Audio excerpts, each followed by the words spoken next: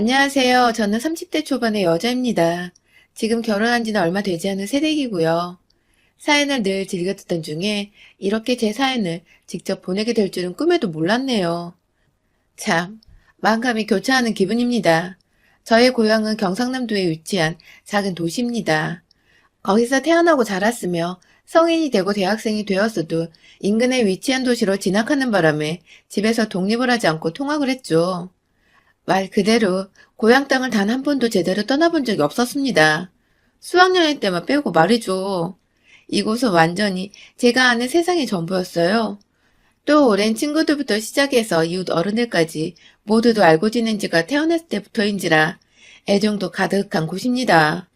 제 친구들은 드라마나 뉴스에 나오는 대도시인 서울을 보며 늘 가고 싶다며 동경을 하고 서울로의 대학 진학을 입에 달고 살았어요. 그중에 욕심있고 공부도 잘하던 친구들은 정말로 대학을 서울로 진학하면서 독립을 하러 상경을 했고요. 하지만 전 또래 친구들과는 달리 서울에 딱히 가보고 싶다거나 동경하는 마음도 들지 않았었습니다. 의욕도 없어서 서울에 있는 대학은커녕 그냥 여차저차 되는 대로 공부를 하곤 인근 지방대학으로 진학을 했고요. 그럼에도 불행하고 뭔가 뒤처진다는 느낌은 단 하나도 들지 않은 채 안정적이고 곁에 늘 있어줄 가족이 가까이 있다는 것과 그런 가족들의 곁에서 살며 늘 살았던 대로 평범하게 이 도시 주변을 어슬렁거리며 사는 게 제 삶의 무척이나 만족도가 높았었어요. 지금 생각해보면 저한테 딱히 필요하다고 느껴지는 것이 없었기 때문에 다른 무언가에 대해 동경이나 갈망을 하려는 마음 또한 없었던 것 같아요. 그렇게 살던 저는 대학을 졸업하고 친정집 근처에 있는 한 작은 회사에서 일을 좀 배워보겠다고 취직을 했습니다. 단순한 알바를 제외하고는 제게 첫 직장이라 불리울 만한 일자리였는데요. 사실 그곳은 어릴 적부터 제가 잘 알던 아저씨가 하는 작은 사업체였는데 저희 아버지랑도 형제처럼 친하게 지내는 분이셨어요.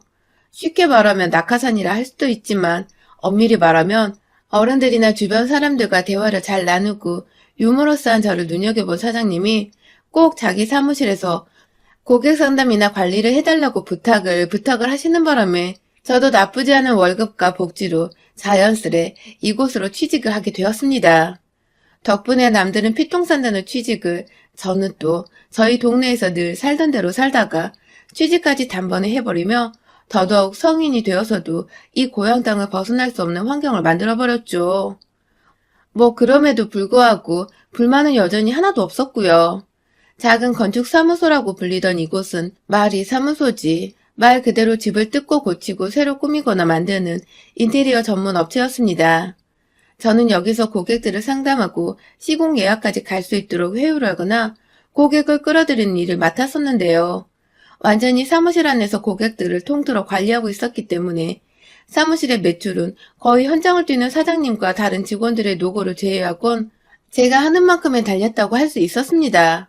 얼마나 제가 고객들을 데려오고 시공 예약까지 이끌어내는지에 따라 그달의 매출이 달라졌어요. 나름 일을 해보니 점점 의욕이 생기고 다 같이 돈 잘 벌면 또 좋은 게 아니겠냐며 으쌰으쌰 해보려는 마음이 들곤 해서 정말 열심히 일했죠. 누구보다 고객의 말과 취향 등을 가장 먼저 듣고 파악할 수 있는 자리였기에 사교적이었던 저의 성격과도 잘 맞는 직업이라 생각을 했어요. 그러다 보니 규모가 보통 정도였는데 점점 제가 입사 후 해를 거듭할수록 규모가 커지기 시작했어요.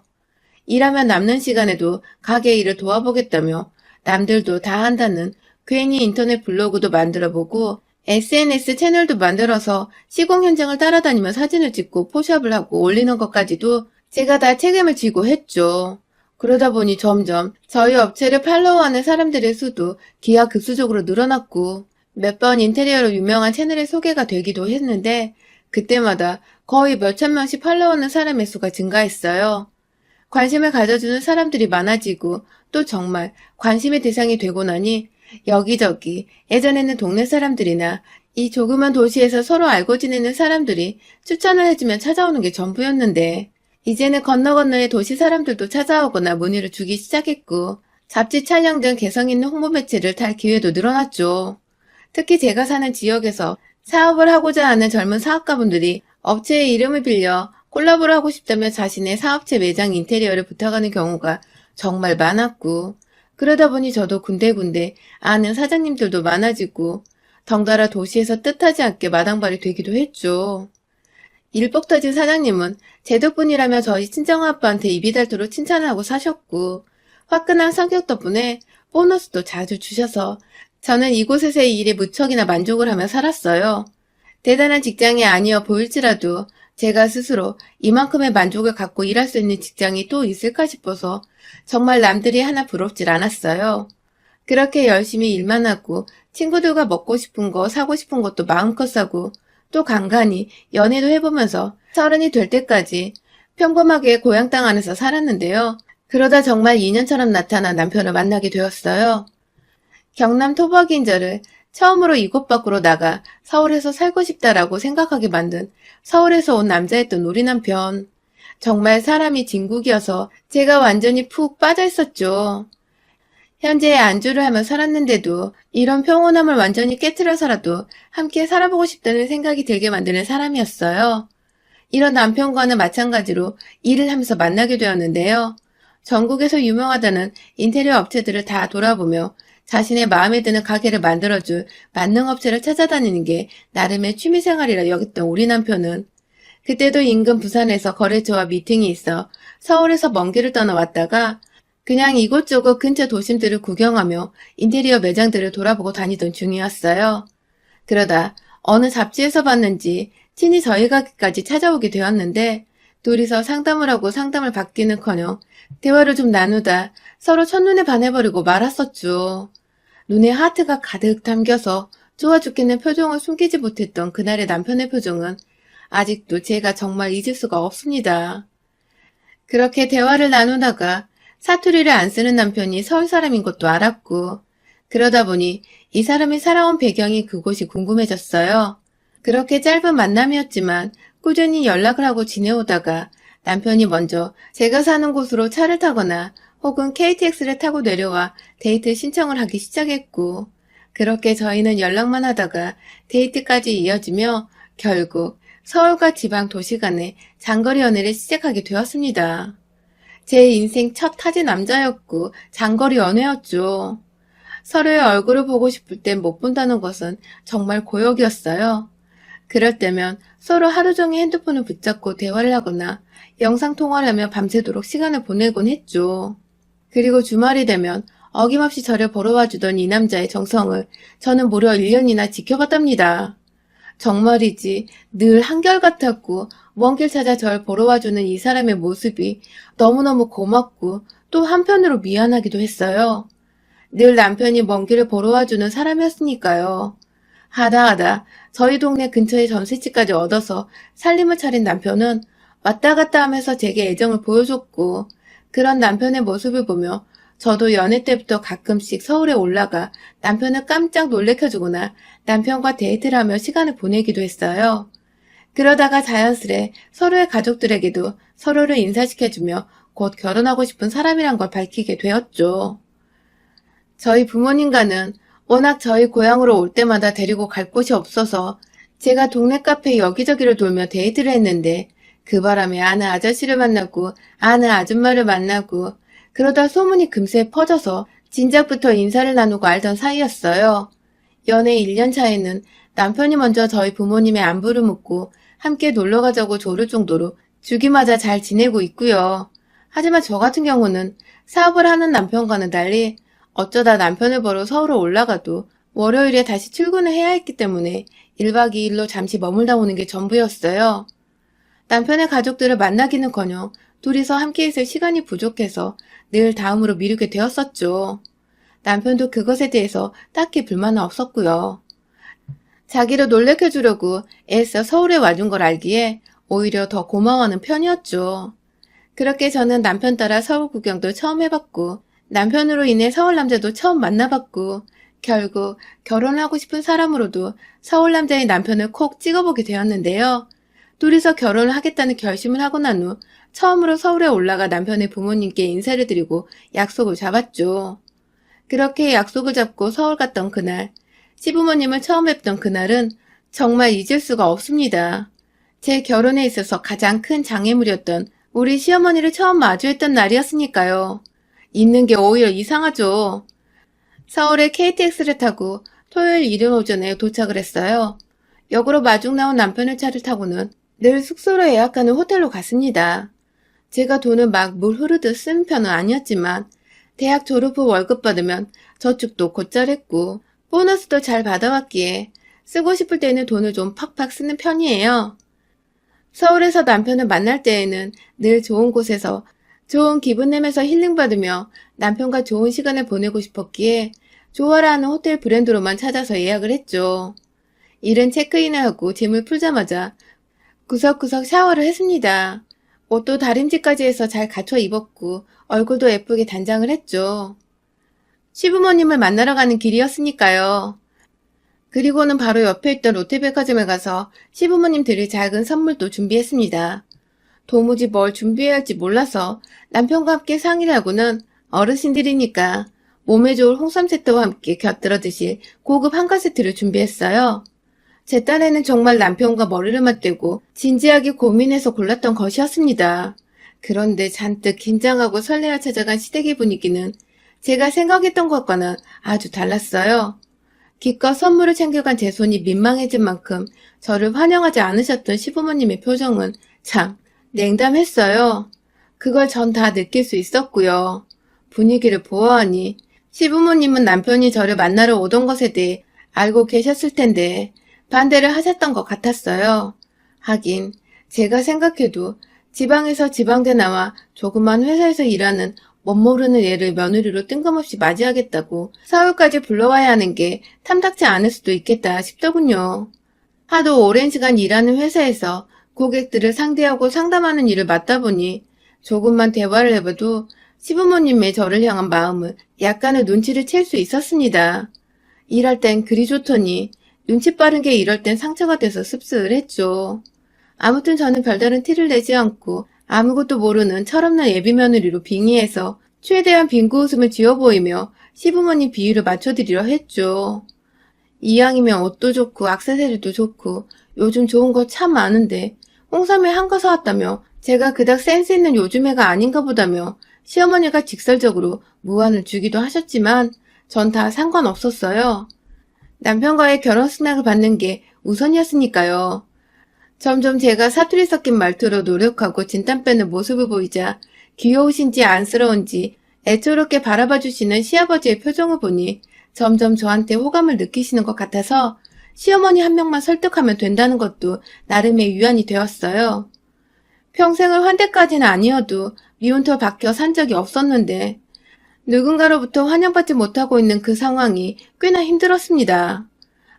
마음 좀 돌려보겠다고 전에는 어쩌다 가던 서울을 정말 거의 매 주말마다 찾아 나서서는 시어머니 옆에서 아양을 떨어보곤 했어요. 괜히 딸 없는 시어머니 옆에서 딸노릇 좀 해보겠다며 카페도 가보고 백화점 쇼핑도 따라가보고 막 이것저것 노력을 많이 해봤는데 3주쯤 지나서 알겠더라고요. 시어머니가 왜 절 싫어하시는지 그 정확한 이유를 말입니다. 그간 시어머니는 제가 남편의 돈을 허투루 쓰는 보잘것없는 민폐녀라 생각을 하고 계셨더라고요. 저한테 갑자기 왜 자꾸 돈 아깝게 서울에 오냐며 핀잔을 주셨어요. 남편은 잠깐 친구 전화를 받겠다고 식사 자리에서 자리를 비운 사이였는데 말이죠. 혼자 남겨져서 황당한 소리를 들으니 저도 살짝 어이가 없더라고요. 무슨 소리냐고 물어보니 제게 그렇게 안 봤는데 생각보다 은큼한 구석이 있다며 간을 살살 보시던 시어머니. 더 들어보니 그건 호텔비를 말하는 것이었습니다. 아니 글쎄, 제가 직접 벌어다 놓은 제 돈으로 예약을 하고 결제까지 한 그 호텔 비용을 그간 자기 아들이 내주고 있었기에 제가 자주 서울을 찾아오고 이렇게 매번 놀러오다시피 와서는 옆에 쫄랑쫄랑 따라다닌 거 아니냐고 그러시는 겁니다. 자기 아들이 돈 벌어서 제 호텔비나 내주는 꼴이 너무 화가 난다고 말이죠. 근데요, 그 자리에 저희 시아버지도 계셨었거든요. 시아버지가 난감한 표정을 지으시는 걸로 보아 그간 제 욕이란 욕을 시아버지 앞에서 엄청나게 하셨나 보더라고요. 시아버지는 오해면 어쩌나 싶어 난감해하고 있고 저는 저대로 화가 나고 어이가 없어서 두 어른들을 멀뚱멀뚱 쳐다보고 있고 그러다 남편이 다시 자리로 돌아왔는데 제가 몇 마디 대놓고 던져봤습니다. 아주 천연덕스럽게 일부러 말이죠. 자기야, 어머님이 나 지금 묵는 호텔 자기가 계산한 줄 아시나 봐. 라고 말입니다. 그 비용을 제가 내고 있었던 것이며 시어머니가 오해한 것이 맞게 된 순간 시아버지는 시어머니를 지그시 째려보시고는 이내 저한테 미안하다는 듯 어색한 분위기를 털기 위해 헛웃음을 짓기 시작하셨어요. 시어머니는 여전히 입을 꾹 다문 채 민망해 남편을 쳐다보지도 못하고 계셨고요. 제가 정말 일하면서 어르신들 포함해 누구 비유 맞추는 건 전문인데 딱 보니 우리 시어머니는 한마디로 제가 근본도 없는데 근사한 호텔에서 팔자좋기 지내며 자기 아들 돈 뜯어내는 거 아닌가 싶어서 배알이 꼴리셨나 보더라고요. 안 그래도 마음에 안 들어 죽겠는데 매주 찾아오니 화는 더 났을 테고요. 뒤늦게야 민망함을 털어냈곤 그걸 너가 다 내고 있냐면서 자기 아들한테 부탁 좀 하지 하며 마음에도 없는 소리를 하시며 웃고 넘기시는 어머님 모습에 아무리 남편이 좋아 죽겠어도 시어머니를 보니 결혼 생활이 순탄치는 않겠다 싶어서 이 결혼을 허락받는 게 맞을까 아닐까를 무지하게 고민했습니다. 그런 제 속으로 아는지 시어머니도 끝까지 결혼하란 말을 안 꺼내시고 그냥 절 잠시 만나는 여자친구 보듯 대하셨고요. 그러다 결국 시어머니가 자꾸만 저를 건드리셔서 제가 차마 남편을 포기 못하겠고 반대로 시어머니의 코를 납작하게 해버렸습니다. 결혼 허락을 받기 바로 직전에 말이죠. 시어머니 보기 불편해서 자주 가던 서울행도 조금씩 줄이고 아주 간간히 남편과 저희 고향에서 데이트를 하면서 시어머니의 허락은 뒷전이라며 저희 나름대로 약간의 결혼 준비를 하고 있었는데요. 그러다 시어머니께서 직접 제 핸드폰으로 전화를 하셨어요. 처음 있었던 일이었죠. 놀란 마음도 있었고 혹여나 헤어지라고 돈봉투 쥐어주는 그런 막장 드라마 속에 시어머니 노릇을 하려고 전화를 한 건 아닐까 싶어서 겁도 났습니다. 많은 생각 끝에 전화를 받았는데 아니 글쎄 시어머니가 지금 제가 사는 저희 고향에 와 계신다는 게 아니겠어요? 친구들과 부산에 놀러 왔다가 제 얘기가 나와서 제 생각이 났다며 진짜인지 거짓말인지도 모르겠는 말을 하시며 혼자 대뜸 택시를 타고 찾아오신 시어머니. 참 대단한 분이란 생각이 들었죠. 후다닥 옷을 챙겨 입고 자주 신지도 않는 구두까지 신고는 어머님이 계시다는 로데오의 한 카페로 갔습니다.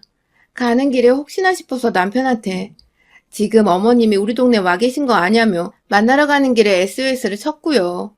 그 로데오가 젊은 애들한테 유명한 곳인지 또 어찌 알았는지 핫한 곳을 알아서 찾아가 계신 시어머니는 카페로 헐레벌떡 걸어 들어오는 저를 보곤 제일 먼저 동네가 후지단에 핀잔을 대며 인사 대신 말을 건네셨어요. 좋은 동네가 없어서 카페 찾는 게 너무 힘들었다면서. 서울 살다 이런 작은 동네 오니까 도저히 답답해서 하루도 못 있겠다며 굳이 큰 소리로 말 안 해도 될 것을 옆에 앉아있는 이 도시 사람들이 다 들을 정도로 쩌렁쩌렁 말하시는 어머님. 창피해서 얼굴을 들 수가 없더군요. 저희 동네가 창피해서가 아니라 시어머니의 무식한 그 생각이 창피해서 말입니다. 겨우 얼굴 붉히고 싶은 일 만들고 싶지 않아서 참았어요. 그리고는 어머님 따라 금세 카페를 나왔고요. 어디든 데려달란 시어머니 말씀에 주차장으로 향했어요. 제가 혹시나 이럴까봐 자차를 가져왔거든요. 작은 모닝 말입니다. 이 동네에서 이거 끌고 다니며 출퇴근하면 경비도 아주 전략되고 뭐 저처럼 여자인 제가 이용하기엔 정말 손색없는 좋은 차였어요. 차가 있는 곳으로 다가가 문을 여는데 갑자기 뒤에서 에휴, 예! 하는 시어머니 목소리가 들렸어요. 너무 놀라서 저 정말 뭔 일이냐면 후딱 뒤를 돌아봤는데 아니 글쎄 시어머니가 제 차가 조그만 거라 창피해서 못하겠다며 원래 이런 촌구석에서는 다 이런 질 떨어진 차만 타고 다니냐고 애꿎은 제 차를 욕하는 게 아니겠어요? 제가 도시에 안 살아봐서 제 또래의 여자애들은 무슨 차를 타고 다니는지 제가 트렌드를 모른대요. 게다가 이런 것 타면서 그리 자랑스레 차문을 열거나 차 소개를 하는 거 아니라며 별 가짜는 충고를 하며 저를 욕보이던 시어머니. 캬, 진상에 아주 끝판왕이 납치셨더라고요. 그거 제가 월급 모아서 제 돈으로 산 첫 차였는데 지금껏 운전해오며 운전 조심하라고 다니란 충고는 들었어도 총구석에서 질 떨어진다는 소리는 또 처음 들어봤습니다.